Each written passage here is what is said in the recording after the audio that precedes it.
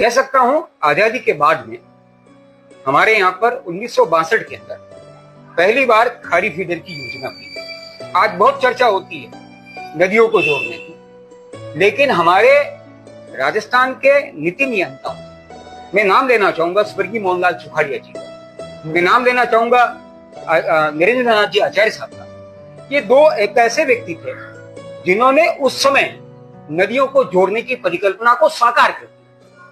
उन्होंने बनास नदी को गोमती नदी से जोड़ दिया। किसके माध्यम से? खारी फीडर के माध्यम से। खारी फीडर जो बनी 1962 के अंदर, ये योजना बनी 1968 के अंदर बन करके ये तैयार हुई।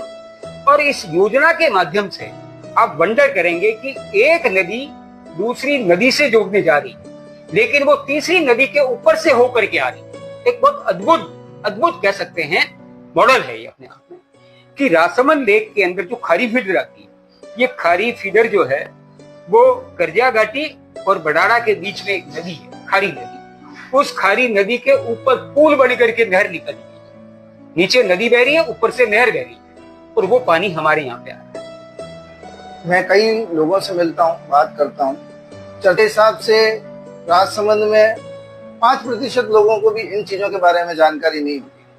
तो प्रकृति को शास्त्रों में माता का दर्जा दिया गया, तो ये हमारी माँ है, ये हमारा भरण पोषण करती है। ये झील हमारी माँ की तरह है, और माँ से मुंह मोड़ के हम कितने दिन रहेंगे। तो हम स्कूलों में बच्चों को इस चीज के बारे में जानकारी दें कि भाई हमारी राजसमंद झील के लिए संरक्षण के लिए जल संरक्षण के बारे में समझाना चाहिए। क्योंकि नॉर्मली बात है कि 75% पानी होते हुए भी धरती पे खाली 3.5% ही पीने योग्य है, और उसको भी अगर हम नहीं समझ पा रहे हैं, समझा पा रहे हैं लोगों को, तो ये हमारे लिए एक बहुत ही विडंबना वाली बात है कि हम हमारी नई पीढ़ी को और जो अभी वर्तमान पीढ़ी है उसको भी हम ये नहीं बता पा रहे हैं कि इस पानी का महत्व कितना है, ये हमारे लिए कितना जरूरी है।